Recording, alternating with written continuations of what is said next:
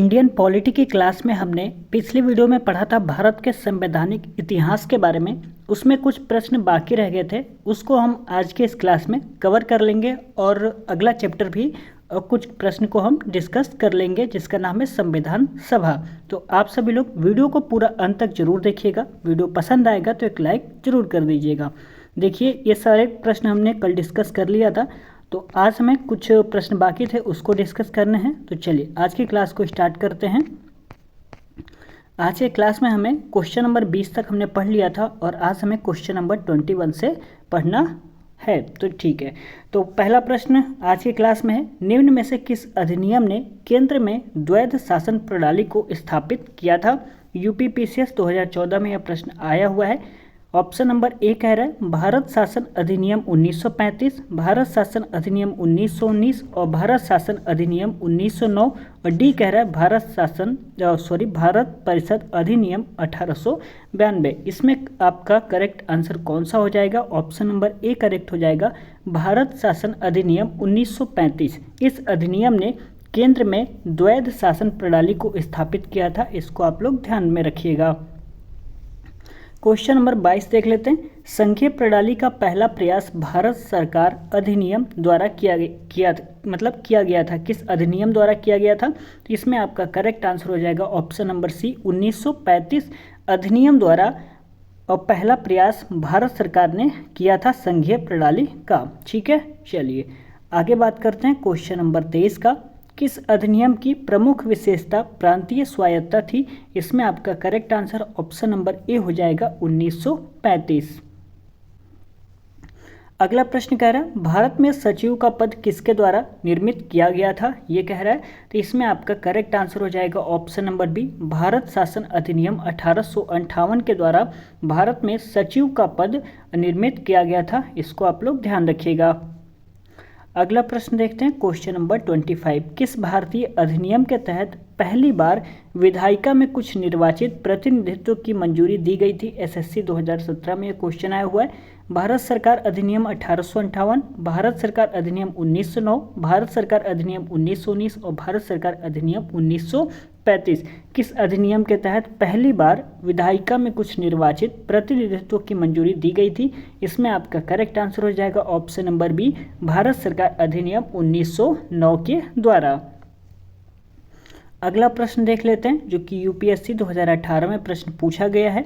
भारत शासन अधिनियम 1935 द्वारा स्थापित संघ में अवशिष्ट शक्तियां किसे दी गई थी? इसमें आपका करेक्ट आंसर हो जाएगा option number B, governor general को भारत शासन अधिनियम 1935 द्वारा स्थापित संघ में अवशिष्ट शक्तियां दी गई थी। किसे? गवर्नर जनरल को।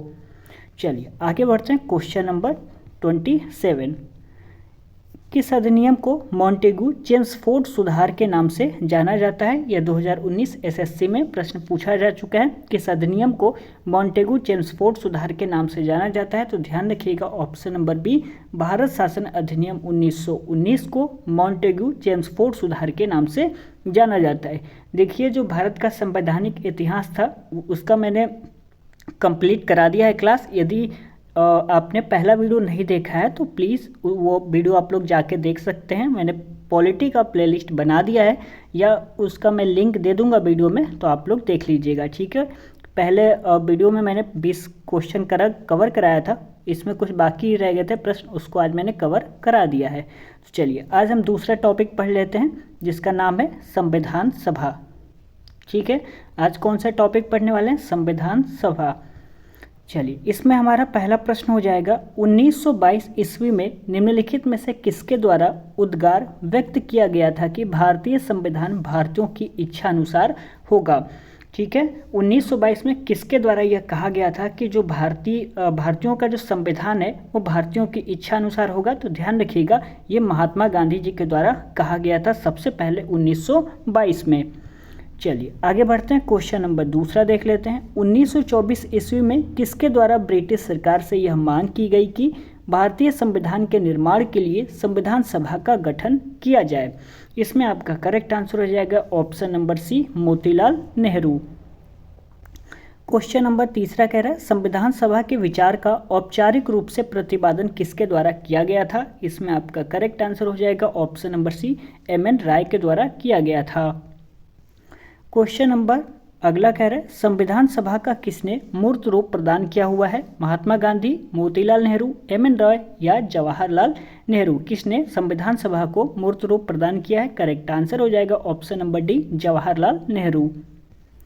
अगला प्रश्न देख लेते हैं कांग्रेस ने किस वर्ष किसी प्रकार के बाह्य हस्तक्षेप के बिना भारतीय जनता द्वारा संविधान के निर्माण की मांग को लेकर प्रस्ताव पारित किया था। करेक्ट आंसर हो जाएगा ऑप्शन नंबर सी, 1936 में किया गया था।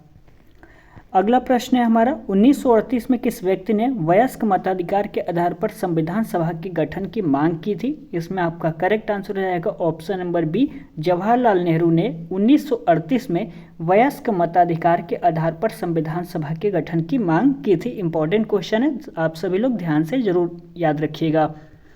चलिए अगला प्रश्न देख लेते हैं वर्ष 1942 में किस योजना के तहत यह स्वीकार किया गया कि भारत में एक निर्वाचित संविधान सभा का गठन होगा जो युद्धोपरांत संविधान का निर्माण करेगी।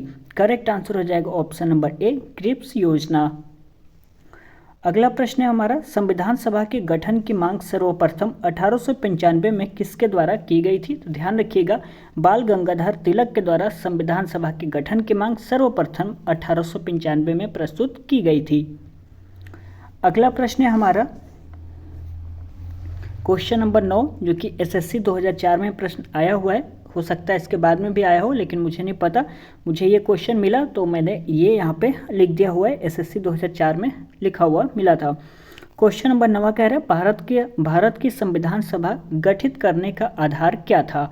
भारतीय राष्ट्रीय कांग्रेस का प्रस्ताव, कैबिनेट मिशन प्लान 1946, भारतीय स्वतंत्रता अधिनियम 1947, भारतीय डोमिनियन के प्रांतीय राज्य विधानमंडल के प्रस्ताव। क्या आधार था भारत की संविधान सभा गठित करने का आधार क्या हो जाएगा। करेक्ट आंसर हो जाएगा बी, कैबिनेट मिशन प्लान 1946। चलिए क्वेश्चन नंबर 10 देख लेते हैं भारत की संविधान सभा किसके अनुसार गठित की गई है। तो इसमें आपका करेक्ट आंसर हो जाएगा option number D, cabinet mission योजना के अनुसार गठित की गई है भारत की संविधान सभा।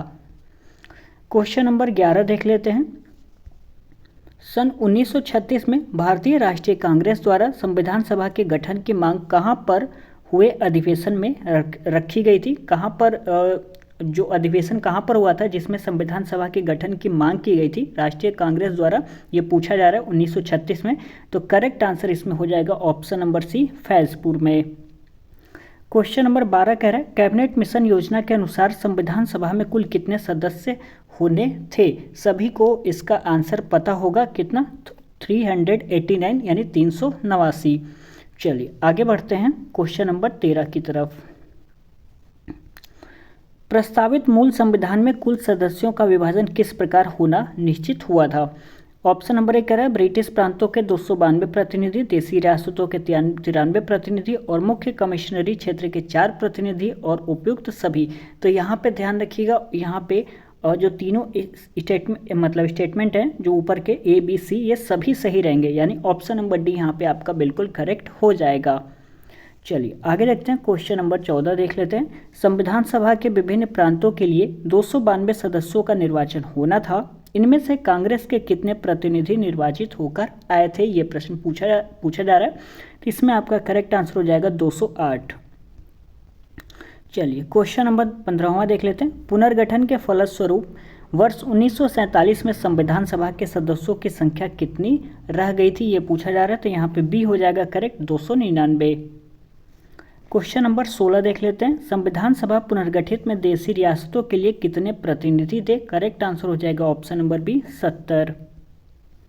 क्वेश्चन नंबर 17 पुनर्गठित संविधान सभा में विभिन्न प्रांतों के लिए कितने प्रतिनिधि थे। करेक्ट आंसर हो जाएगा option number B, 229। Question number 18 कह रहा है कैबिनेट मिशन योजना के अंतर्गत संविधान निर्मात्री परिषद में प्रत्येक प्रांत की आवंटित सदस्य संख्या निर्धारित करने के लिए एक प्रतिनिधि कितनी जनसंख्या के अनुपात में था। तो ध्यान रखिएगा 10 लाख व्यक्ति जनसंख्या के अनुपात में था। ऑप्शन नंबर यहाँ पे कौन सा करेक्ट हो जाएगा, बी। चलिए आगे बढ़ते हैं। क्वेश्चन नंबर 19, संविधान सभा के सदस्यों को निम्न में से किसने प्रत्यक्ष रूप से निर्वाचित किया था? करेक्ट आंसर हो जाएगा ऑप्शन नंबर ए, प्रांतों की विधानसभा। क्वेश्चन नंबर 20 कह रहा है संविधान सभा में किस प्रांत का प्रतिनिधित्व सबसे अधिक था? 20वां कह रहा है संविधान सभा में किस प्रांत का प्रतिनिधित्व सबसे अधिक था? इसमें आपका करेक्ट आंसर हो जाएगा ऑप्शन नंबर डी, संयुक्त प्रांत का, और यहाँ पे प्रतिनिधित्व सबसे अधिक था संविधान सभा में। तो आज के क्लास में बस इतना ही। ये इसमें कुछ प्रश्न बाकी रह गए हैं अभी, मतलब कुछ ज़्यादा हैं, तो उसको मैं अगले वीडियो में कवर कराने की कोशिश करूँगा। नहीं हो पाएगा तो 2-3 पार्ट में आपको कवर जरूर करा दूंगा, ठीक है। तो यदि वीडियो आपको पसंद आया होगा तो प्लीज़ वीडियो को लाइक कर दीजिएगा, अपने दोस्तों में इस वीडियो को शेयर कर सकते हैं, एक प्यारा सा आप लोग कमेंट जरूर करिएगा और चैनल को सब्सक्राइब कर लीजिए। यहाँ पे आपको ऐसे ही वीडियोस मिलते रहेंगे डेली। तो चलिए मिलते हैं अगले क्लास में, तब तक के लिए बहुत बहुत धन्यवाद।